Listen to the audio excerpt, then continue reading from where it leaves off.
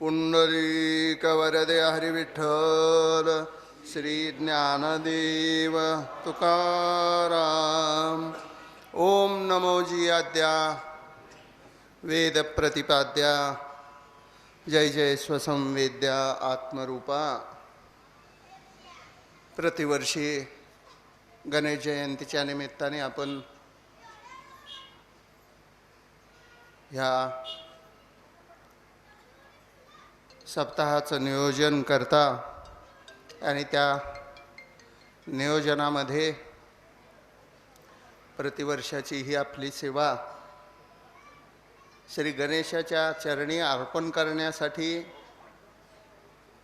ज्ञानोबरायांसारख्या शब्दसमूहाचा साकार मूर्तिमंत शब्द दुसरा कोणताही नाही।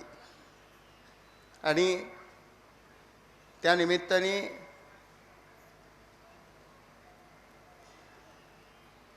प्रथम पूजक आद्य पूजक सकल पूजाचा अधिष्ठान ज्या गणेशाच्या माध्यमातून होतो तो गणाधिपती। मग गण कोणते कोणते आहेत तर प्रामुख्यानं 3 गण आपल्याला माहिती आहेत।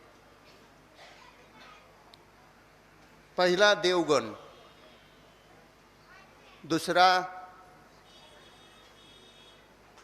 राक्षसगण आणि तिसरा मनुष्यगण। ह्या तिन्ही गणाचा अधिपती जो आहे गणानां त्वाम गणपती। म्हणून गणेश जयंतीचा हा पावन पर्व काळ आणि मागे साधारणतः 4 वर्ष झालं आपण फक्त एकाच ओवीचा विचार करतो आहोत, कारण आमचा विचार एका ओवीच्या पुढं जातच नाही म्हणूनच एक विचार करतो बरं का। कारण मला प्रवचन दुसऱ्या ओवींवर करा म्हटलं तरी करता येणार नाही, नवे प्रवचनच मला करता येत नाही म्हटल्यानंतर मग काय ओम नमो जी आद्या, सोपं साधं सरळ। परंतु हा ओम काय आहे?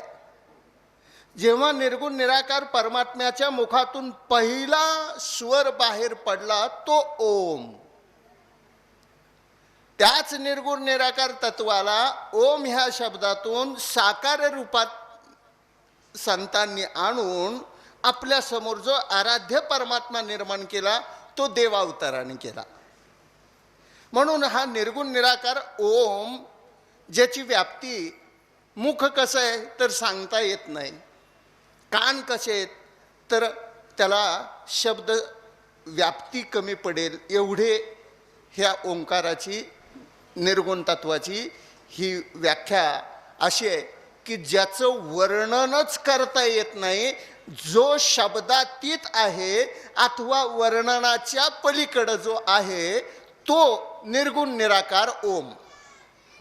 आणि अशा निर्गुण निराकार तत्वाला ज्ञानोबराय आद्य पूजक किंवा पहिला नमस्कार ओम नमो जी आद्या याच्यासाठी म्हणतात। हा ओंकार ध्वनी प्रतिद्वंद्वित जरी झाला तरी ज्याच्या मुखातून आलाय आणि ज्याच्या कर्णविवरापर्यंत तो जो पोचलेला आहे तो आणि जो मुखातून म्हणतोय तो ते दोघंही शुद्ध होतात। म्हणून ज्ञानोबरायांनी पहिल्यांदा ओम हा शब्द लिहिला।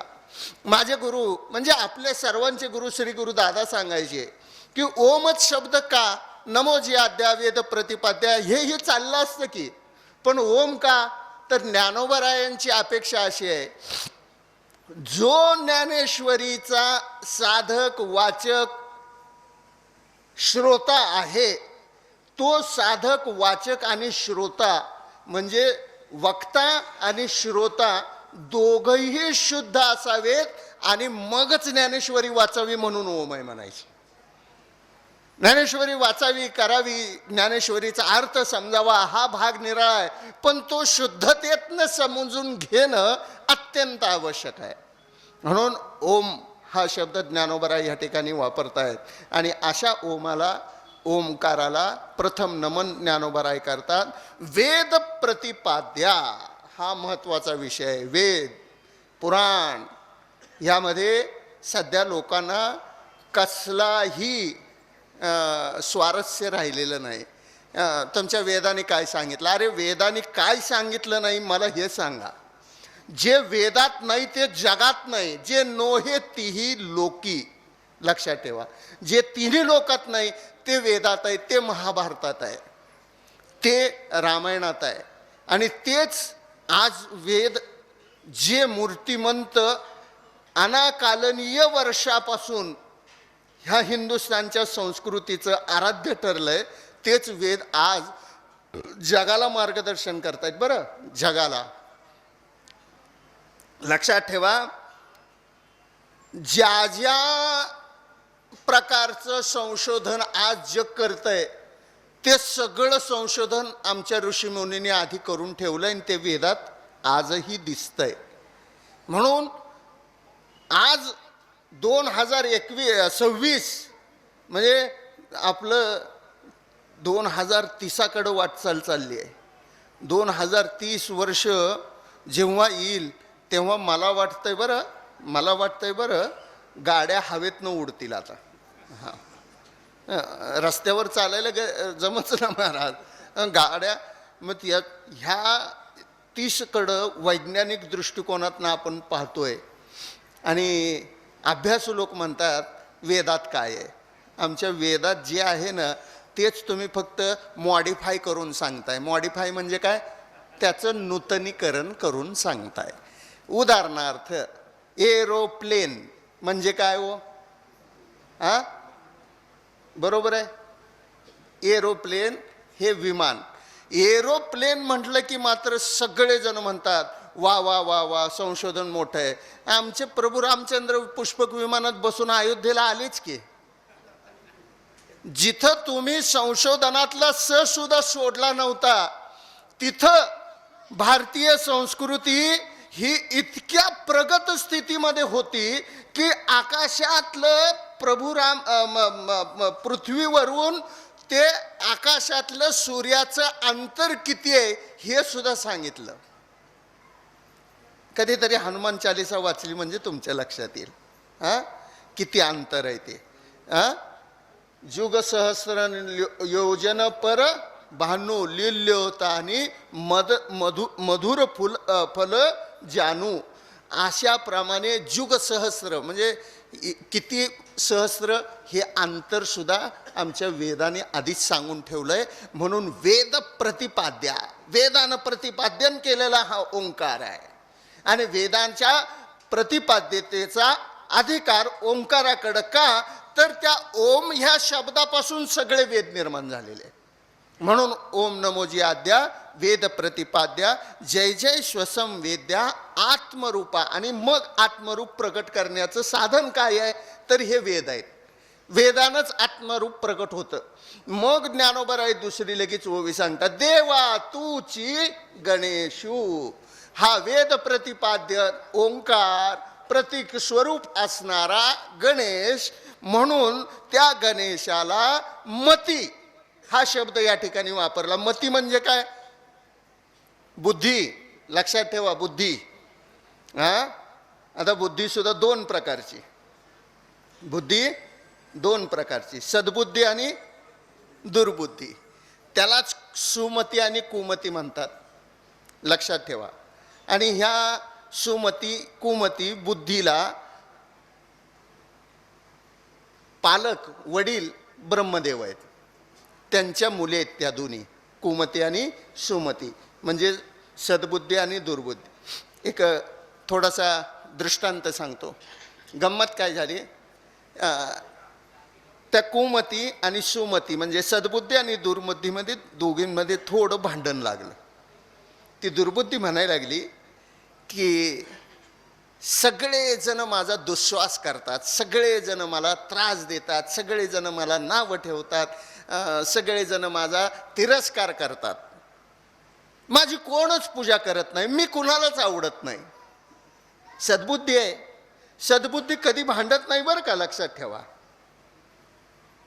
काय म्हणतोय मी कळलं का तुम्हाला? सांगू का स्पष्ट भाषेत? जे सद्बुद्धीचे असतात का नाही ते कधीही म्हणत नाहीत त्याचं कीर्तन प्रवचन असेल तर मी येत नाही म्हणून. बस मला एवढंच सांगायचं आहे. जे दुर्बुद्धीचे असतात तिथं खटका उडतोय, लक्षात ठेवा. आणि त्या दोघींचं भांडण चालू असताना ब्रह्मदेव नेमके तिथं आले आणि ब्रह्मदेवाने विचारलं का भांडताय, काय झालं? आणि ती दुर्बुद्धी आहे जी कधीच ग बसत नाही. बघा दुर्बुद्धी कधी ग बसती का? नाही बसत. ती सतत अविचारानं परिपक्व झालेली असते, ती दुर्बुद्धी आहे. अविचारानं बरं का, सद्विचारानं परिपक्व झाली आहे ती सद्बुद्धी, आणि अविचारानं परिपक्व झाली आहे ती दुर्बुद्धी. ती दुर्बुद्धी कधीही शांत बसत नाही.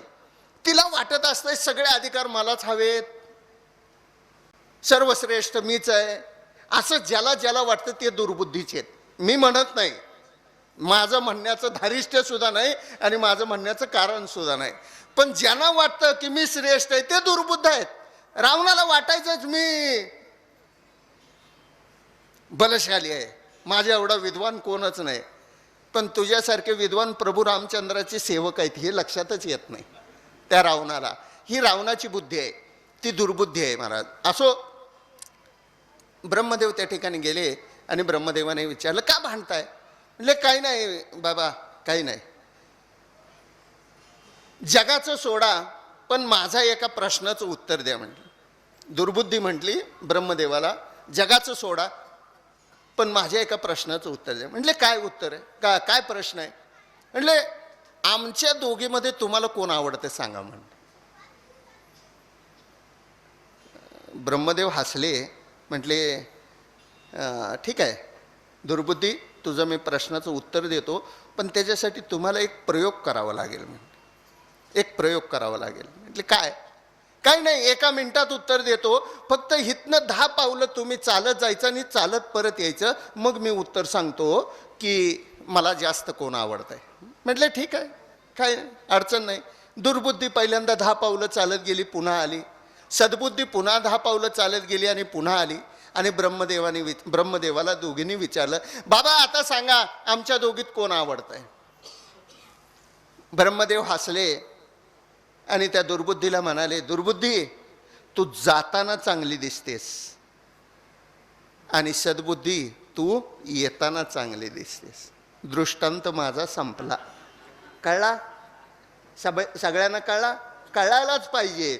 दुर्बुद्धी कायम जाती हवी आणि सद्बुद्धी कायम येती हवी. म्हणून दुर्बुद्धी ते मना कदा कदा कदा हा शब्द फार मोठा आहे. दुर्बुद्धीनं वागू नका हो, दुर्बुद्धी फार वाईट आहे. त्या दुर्बुद्धीच्या वागण्यानं अख्खा वंश संपला कौरवांचा, अख्खा वंश. केवळ एक दुर्बुद्धी एवढी कूटनीतीनं चालले. आणि गंमत सांगू, रामायण सुद्धा दुर्बुद्धीच्या एका कानावर अवलंबून आहे आणि महाभारत सुद्धा दुर्बुद्धीच्या एकाच कानावर अवलंबून आहे. रामायणातली दुर्बुद्धी आहे ती कोण आहे? कोण आहे रामायणातली दुर्बुद्धी? ती मंथरा आहे ना, मंथरा, ती दुर्बुद्धी आहे.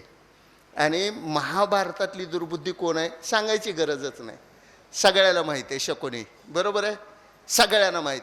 ही मंथरा जोपर्यंत आपल्या मनात प्रवेश करत नाही ना तोपर्यंत सद्बुद्धीला दुर्बुद्धी शिवू सुद्धा शकत नाही. ही मंथरा दुर्बुद्धी आहे. म्हणून ही दुर्बुद्धी आपल्याला कधीही येऊ नये असे संतांना वाटतंय आणि दुर्बुद्धीपासून लांब असावं, लक्षात ठेवा.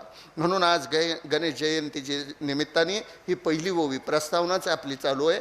ही पहिली ओवी घेतलेली आहे. ओम नमोजी आद्या वेद प्रतिपाद्या जय जय स्वसंवेद्या आत्मरूपा. आज गणेश जयंती तर आहेच आहे, पण आज भगवान मार्कंडेयांची सुद्धा जयंती आहे. बरं, भगवान मार्कंडेय कोण तुम्हाला कल्पना आहे?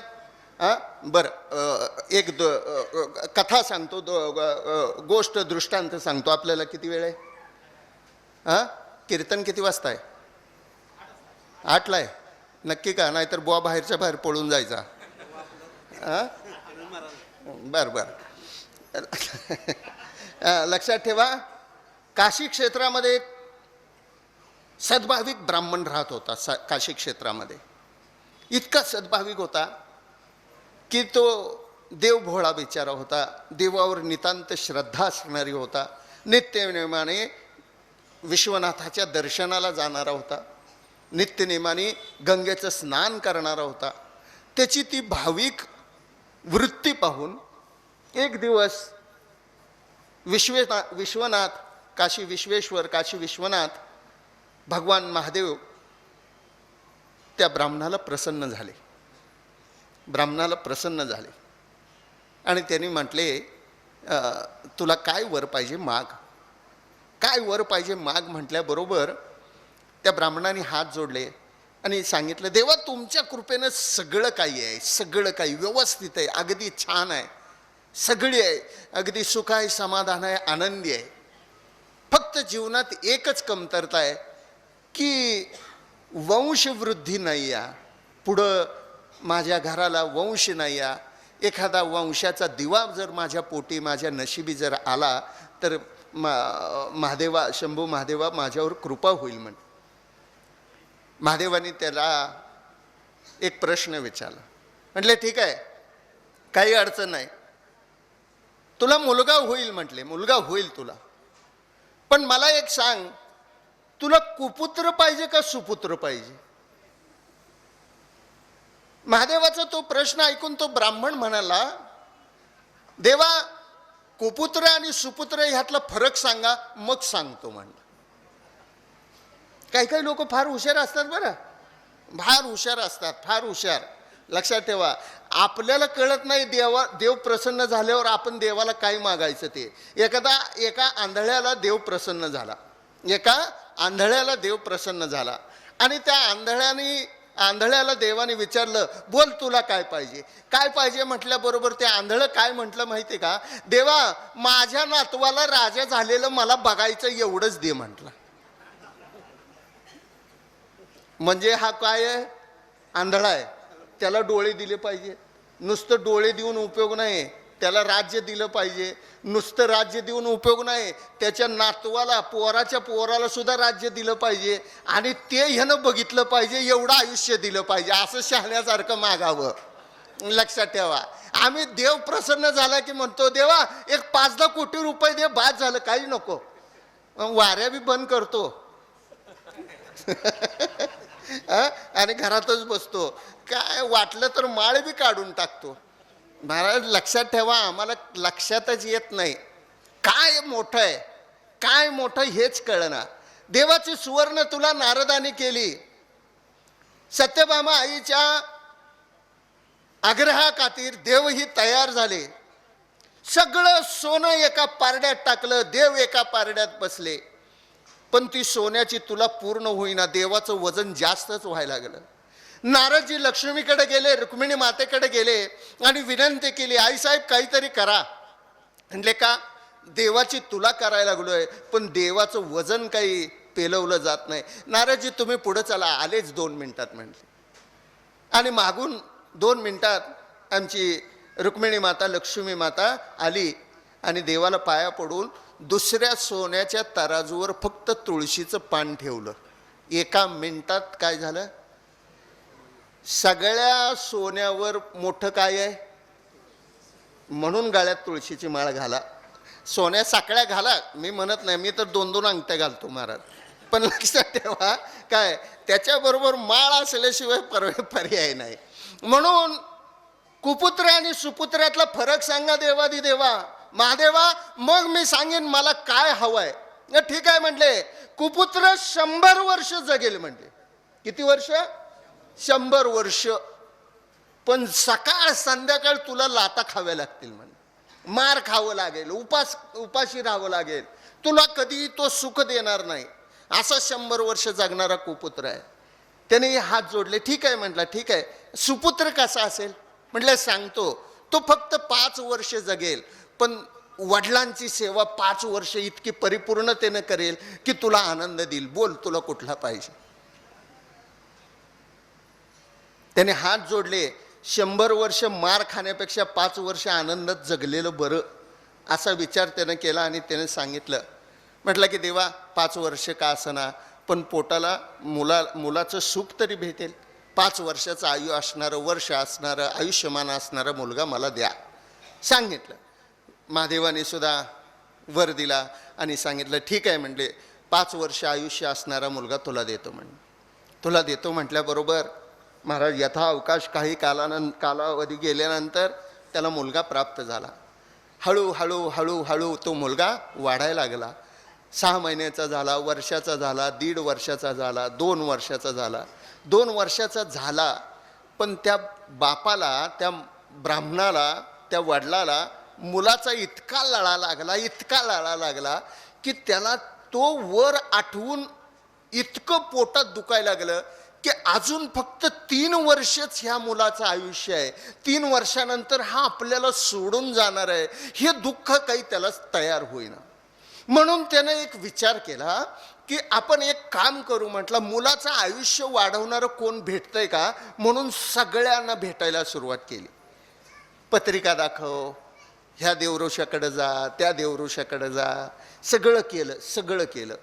कुठंच कोणीच उत्तर देणार. कुणाचं आयुष्य कोण कसं वाढवेल. एक दिवस एक काशीतला महात्मा त्याला भेटला आणि त्यानं सांगितलं, अरे तू सगळ्याकडे कशाला फिरत बसतोस म्हण. कुठला तरी एक संत महात्मा हे तुझं प्रारब्ध बदलू शकतो म्हण. कोणताही एक संत महात्म्याने जर तुझ्या मुलाला आशीर्वाद दिला तर तुझ्या मुलाचं प्रारब्ध बदललं असं समज. आणि त्यानं नकळत प्रश्न केला, मला तो साधू संत महात्मा कुठे भेटेल. आता साधू संत महात्मे एवढं सोपं आहे का भेटणं. सगळ्याला किती पाठ आहे बघा. आणि आम्ही जाऊ दे, नको, मला बोलायचं नाही त्याच्याबद्दल. हे यूट्यूबला चालू आहे, नाहीतर सगळेजण माझ्या ह्याच्यावर कमेंट करून मलाच मारून टाकतील. महाराज काय सांगावं, आजकाल हेच चाललेत कलियुगी संत. हे जे कलियुगातले संत आहेत ना, ते फक्त खाण्यासाठी जन्माला आलेत, लक्षात ठेवा. असा संत महात्मा फार दुर्मिळ आहे. भेटणं शक्य नाही असं नाही, फक्त बहु अवघड आहे, फक्त कठीण आहे. मग याच्यावर उपाय काय, तर मग त्या काशीच्या महात्म्याने त्या ब्राह्मणाला सांगितला उपाय. म्हटलं, अरे हे क्षेत्र काशीचं आहे, इथं गंगेसारखं तीर्थ आहे आणि ह्या गंगेच्या तीर्थावर अनेक साधू महात्मे स्नानाला दर्शनाला येतात. तू असं कर, त्या गंगेच्या कडेला एक घर, एक कुटी, एक झोपडी तयार कर, तिथं राहा आणि प्रत्येक येणाऱ्या माणसाच्या पाया पड. कोणता ना कोणता साधू महात्मा कधी ना कधी भेटलच की म्हटले. त्याला सुद्धा ही कल्पना आवडली. तो म्हटला ठीक आहे, तसंच करतो. आणि त्यानं त्या गंगेच्या किनाऱ्यावरती एक झोपडी बांधली आणि राहायला लागला आपल्या 2 वर्षाचा मुलगा घेऊन. त्यानं नित्यनेम ठरवला, बरोबर सूर्योदयापूर्वी गंगेचं स्नान करायचं आणि गंगेला जे जे महात्मे स्नानाला येत आहेत त्या प्रत्येक स्नानाला वरून बाहेर आलेल्या महात्म्याच्या पायावरती डोकं ठेवायचं आणि दर्शन घ्यायचं. सगळेजण आनंदी व्हायचे. त्या मुलाला, 2 वर्षाच्या मुलाला पाया पडताना बघितलं की सगळ्याला समाधान वाटायचं आणि सगळेजण आशीर्वाद द्यायचे. वा सुखी भव, दीर्घायुषी भव, असं तसं असे तसे सगळेजण आयुष्य वाट बघायचे, आशीर्वाद द्यायचे. एक दिवस गंमत काय झाली, सप्तऋषी गंगेच्या स्नानाला आले. सप्तऋषी, आता तुम्हाला सप्तऋषी कोण आहेत माहिती आहे म्हणून त्यांची नावं सांगत नाहीत. हे सप्तऋषी 7ही ऋषी गंगेच्या स्नानाला आले. गंगेत स्नान केलं आणि बाहेर आले. बाहेर आल्याबरोबर ह्या ब्राह्मण बापलेकांनी दोघांनी त्या 7ही ऋषींचं पाया पडले. पहिल्यांदा पाया पडल्याबरोबर पहिल्या ऋषीच्या मुखातून शब्द गेलं, दीर्घायुषी भव शतायुषी भव म्हटले. काय, दीर्घायुषी भव शतायुषी भव न असं म्हटल्याबरोबर त्याला आनंद झाला. 7ही ऋषींच्या मुखातून तोच आशीर्वाद मिळाला. त्याचबरोबर तो रडायला लागला. रडायला लागल्यावर त्या सप्त ऋषीने विचारलं, बाबा रडायला काय झालं. म्हणले, साधू महात्म्या, हा तुमचा आशीर्वाद कधीही रिकामा जाणार नाही. पण खरं सांगू. म्हटले काय. अहो हा बालक मोजून 3 दिवसाचा पाहुणा आहे. म्हटले किती. मोजून 3 दिवसाचा पाहुणा. 3 दिवसानंतर ह्याचा मृत्यू आहे, जन्माच्या आधी देवाने ह्याला वर सांगितलंय म्हटलं असं का? हो. मग सगळे सप्तऋषी काळजी करायला लागले. जगात आपली सगळीकडे छितू होईल, सप्त ऋषीने आशीर्वाद देऊन सुद्धा पोरग मेलं म्हटल्यावर नाचक्की कोणाची होणार हो? सप्त ऋषींची होणार. ते विचार करून म्हटले काळजी करू नको म्हटले, ह्या मुलाला आमच्याकडे देशील? हो म्हटले, घेऊन जावा. 2च दिवस राहिलेत, झालं काही प्रारब्धानं तर बरं आहे म्हटले, म्हणून त्या सप्त ऋषींनी त्यांना घेतलं आणि दुसऱ्या दिवशी सकाळ सकाळी ब्रह्मदेवाच्या पाया पडायला गेले. सप्त ऋषी ब्रह्मदेवाकडे आलेत म्हटल्याबरोबर ब्रह्मदेवानी त्यांचं स्वागत केलं आणि प्रत्येकाने नमस्कार केल्यावर ब्रह्मदेवानी सगळ्याला आशीर्वाद दिला. काय? चिरंजीवी भव, चिरंजीवी भव, चिरंजीवी भव. 7 ऋषी पाया पडले आणि तेवढ्यात हे पोरग पण पाया पडलं आणि ब्रह्मदेवाने आशीर्वाद दिला. काय? चिरंजीवी भव. सप्त ऋषी नाचायला गेले. ब्रह्मदेवाने विचारलं, म्हटले काय झालं नाचायला? म्हटले काही नाही, कालपर्यंत आमचं टेन्शन होतं, आता तुम्हाला आलं. म्हटले का? पोरग मरायला 2च दिवस राहिलेत, उद्या मरणार आहे पोरग. मग आता चिरंजीवी भव आशीर्वाद तुम्ही दिलाय, आम्ही दिला, आम्ही फसलो, आता आम्ही रिकामं झालो, तुम्ही अडकलाय, तुम्ही पोरग काय करायचं ते करा म्हणे, मला काही सांगू नका. ब्रह्मदेव म्हटले काळजी करू नका, मुलाला माझ्यापाशी ठेवा म्हटले. फक्त एक काम करा, उद्या सकाळी लवकर या, आपण कैलासात जाऊ म्हणे. सकाळी लवकर. बरं म्हणलं. सप्त ऋषी ब्रह्मदेव आणि तो मुलगा कैलासात महादेवाच्या, देवादिदेव शंभू महादेवाच्या दर्शनाला गेले. पहिल्यांदा ब्रह्मदेवाने दर्शन घेतलं. ब्रह्मदेवाने दर्शन घेतल्यावर महादेवाने, शंभू महादेवाने आशीर्वाद दिला, चिरंजीवी भव. सप्त ऋषींनी पाया पडले, सप्त ऋषींना आशीर्वाद दिला. काय? चिरंजीवी भव. तेवढ्यात हे बारकं पोरग पण पाया पडलं आणि शंभू महादेवाने काय केला? त्यालाही आशीर्वाद दिला. काय? चिरंजीवी भव. असं म्हणलं की ब्रह्मदेवानी सप्त ऋषी नाचायला लागल्यावर ब्रह्मदेवाला विचारलं महादेवाने, ब्रह्मदेवा नाचायला काय झालं? काय नाही म्हटले, आजपर्यंत आम्ही अडकलो होतो, आता तुम्ही अडकला म्हटले. म्हटले का? पोरग उद्या मारणार आहे. कुणी सांगितलं? म्हटले काशी क्षेत्रात एक ब्राह्मण आहे, त्याचा हे मुलगा आहे, त्याचा चिरंजीव आहे आणि त्या मुलाला जन्मापूर्वी देवाने आशीर्वाद दिलता की 5 वर्ष जगेल. देवादिदेव महादेव म्हटले अरे काळजी करू नका, माझ्याच आशीर्वादाचं आहे हे पोरग. म्हटले काळजी करू नका, माझ्याच आशीर्वाद आहे, त्याला इथं ठेवा आणि तुम्ही जावा. म्हटले मी बघतो काय करायचं. महाराज ते सप्त ऋषी ब्रह्मदेव निघून गेले. देवादिदेव शंभू महादेवाने त्या मुलाला जवळ घेतलं, डोक्यावरून हात फिरवला आणि एक भगवंताचं आत्मलिंग प्रगट झालं. आत्मलिंगाच्या शेजारी त्या मुलाला बसवलं आणि कमंडलूमध्ये पाणी दिलं आणि बिल्वपत्र हातात दिले आणि त्याला सांगितलं की एक काम कर. म्हटले काय? ही सतंत धारा सतत चालू ठेव आणि एक बिल्वपत्र अर्पण कर, एवढंच कर म्हटले, बाकी काही करू नको, जा म्हटले. आणि त्या मुलानेही बसला आणि एक बिल्वपत्र अर्पण करायचं, ओम नमः शिवाय म्हणायचा आणि पाणी उदक एक पळीभर त्या आत्मलिंगावर अर्पण करायचं. ती रात्र संपली. मृत्यूचा दिवस, वेळ काळ जवळ आली आणि जवळ आल्याबरोबर यमाने यमपाश टाकला. लक्षात ठेवा, जेव्हा मनुष्याची वेळ येते, काळ येते ना, त्यावेळेस मनुष्य आहे तिथं, आहे तसा, आहे जसा, आहे त्या ठिकाणी, आहे त्या अवस्थेत, असल तसं त्याला हे सगळं सोडून जावं लागतं. काही नेता येत नाही. कुठलीही वेळ 1-2 मिनटं वाढवून द्या की. कीर्तन संपवतो 2 मिनटं, संपलं तुझं कीर्तन, निघ, संपला तुझा विषय, संपला का? तुझी वेळ संपली आहे, तुला आता अर्धा सेकंद सुद्धा मिळत नाही, अर्धा सेकंद सुद्धा. त्या क्षणाला यमपाश टाकला. यमपाश गळ्याला पडल्याबरोबर मुलगा घाबरला आणि मुलाने त्या आत्मलिंगाला म्हणजे पिंडीला मिठी मारली. महाराज, मिठी, तुम्ही तो फोटो बघितला असेल त्या बालकाचा, मिठी मारली आणि इतक्यात घेऊन जाणार, इतक्यात स्वतः साक्षात निर्गुण निराकार वेद महर्षी देवादिदेव शंभू महादेव प्रगट झाले आणि त्यांनी आपला त्रिशूल घेतला आणि यमाच्या अंगावर धावले. यम म्हणला, देवा माझं का मरण, मला का मारायला लागला, माझी काय चूक, यमधर्म आहे, धर्माने मी तुम्ही सांगितलेली वेळ, तुम्ही सांगितलेलं ठिकाण, तुम्ही सांगितलेलं काळ हे सगळं फिक्स आहे, त्याप्रमाणे मी त्याला न्यायला आलोय. लक्षात ठेवा, सगळं जिथं असेल तिथं ज्याला तिला जसं तसं एक दृष्टांत बारका सांगतो. हां, लक्षात ठेवा. 7:30 वाजलेत, किती वाजता पास करायचं? 10 मिनटं, 8 वाजता.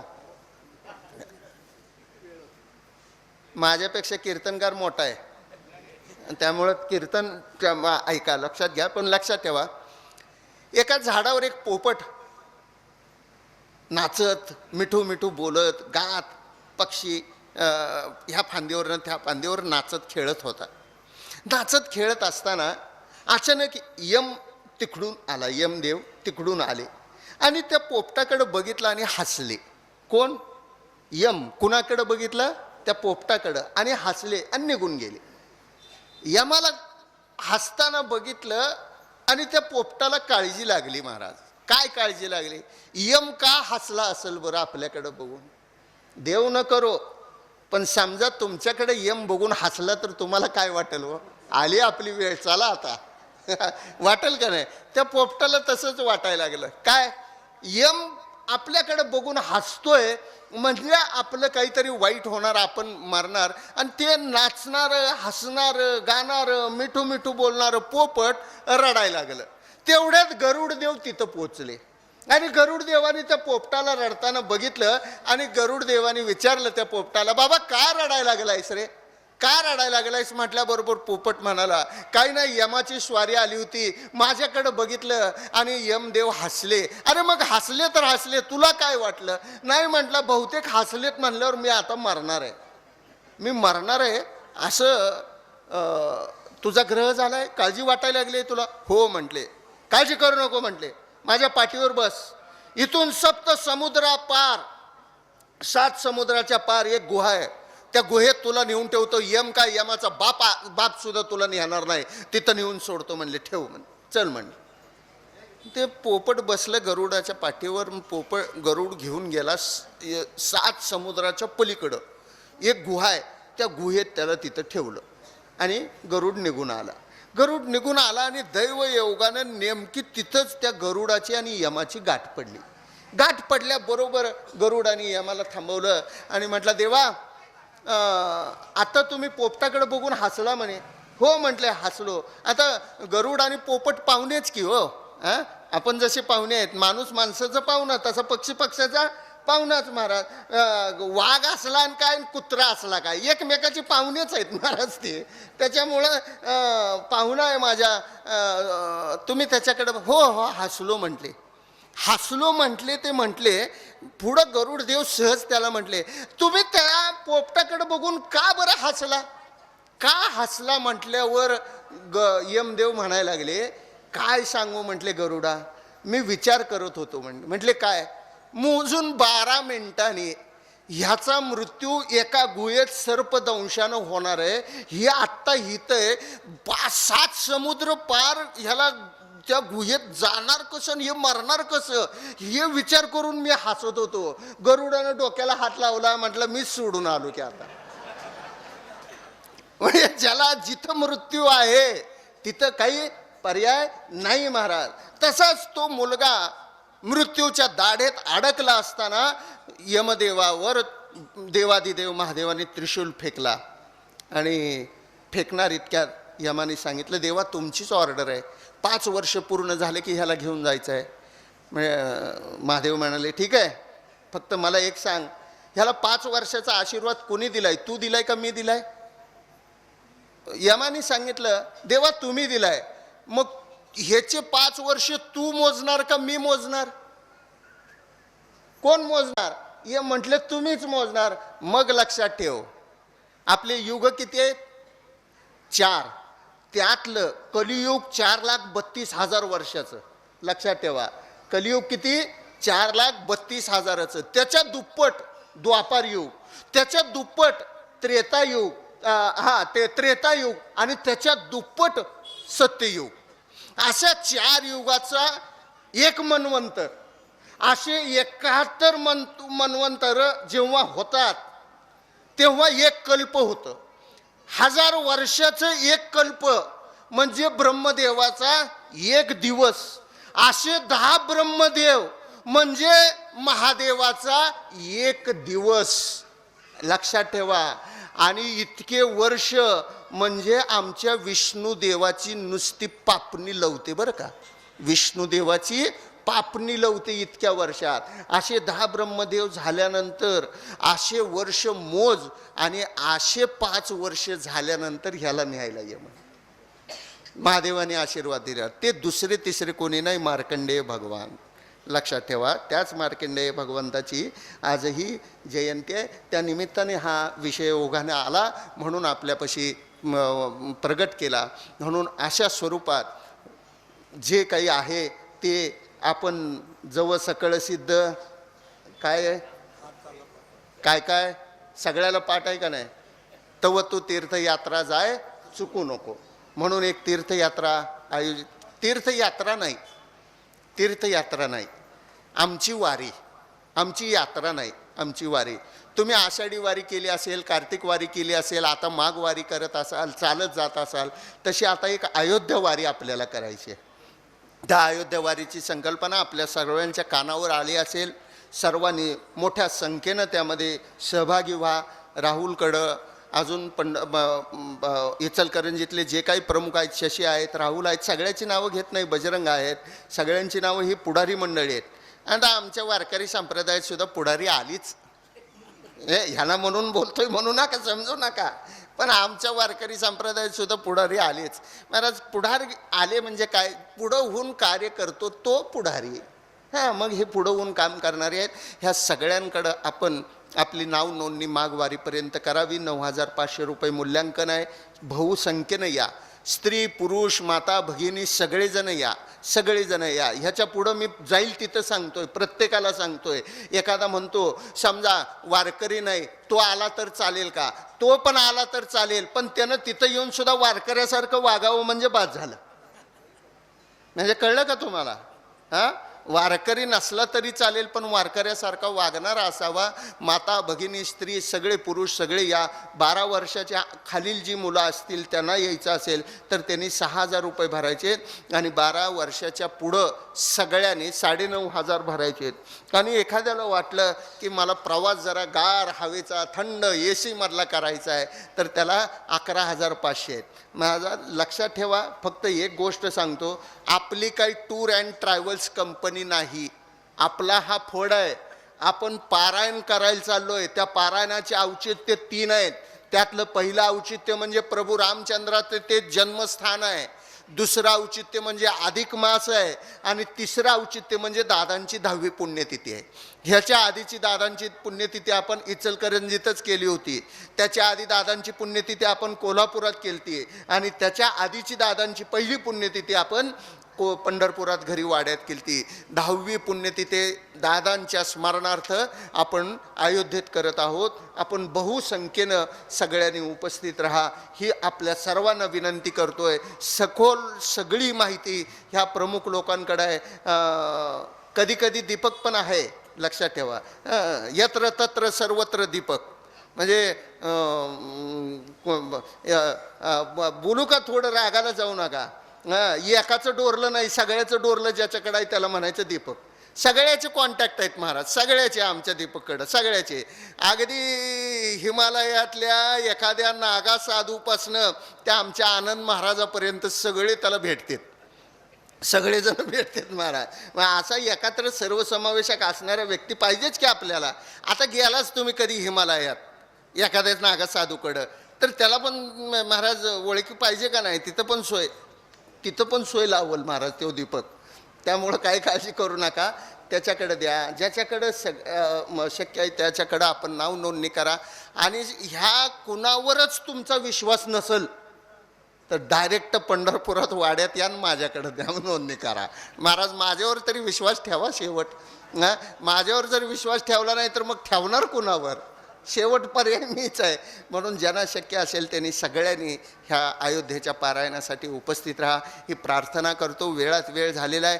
दरवर्षी ठरवतो भरपूर वेळ यावं, बसावं, बोलावं, कारण हे मंगलमय ठिकाण आहे. लक्षात ठेवा, ह्या 100% ह्या वास्तूमध्ये नित्यनेम. गेल्या वर्षी देवाचा अवतार हा श्रीकृष्णाचा होता आणि ह्यावेळेस प्रभू रामचंद्राचा आहे. म्हणजे आपलं पहिलं पारायण आता नेमकं कुठं होतं आहे?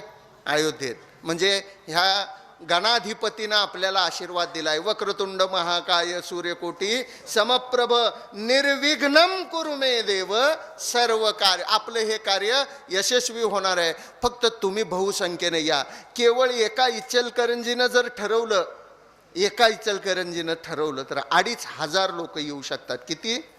2500. माझं गणित चुकत नाही कधीच, पण तेवढं ठरवत नाहीत ना. त्याला काय करायचं हेच मला कळलं. जे ठरवतायत ते जरा वेगळंच होतं आहे. पण सगळ्यांनी ठरवा आणि बहुसंख्येनं या ही विनंती ह्या निमित्ताने आपल्याला करतो. झालेली सेवा गणपतीच्या, गजाननाच्या, वक्रतुंडाच्या चरणी अर्पण करतो. प्रभू रामचंद्राच्या, पांडुरंगाच्या चरणी अर्पण करतो. आपल्या सर्वांच्या चरणी अर्पण करतो आणि थांबतो. पुंडलिक वरदा श्री ज्ञानदेव तुकाराम विठ्ठल.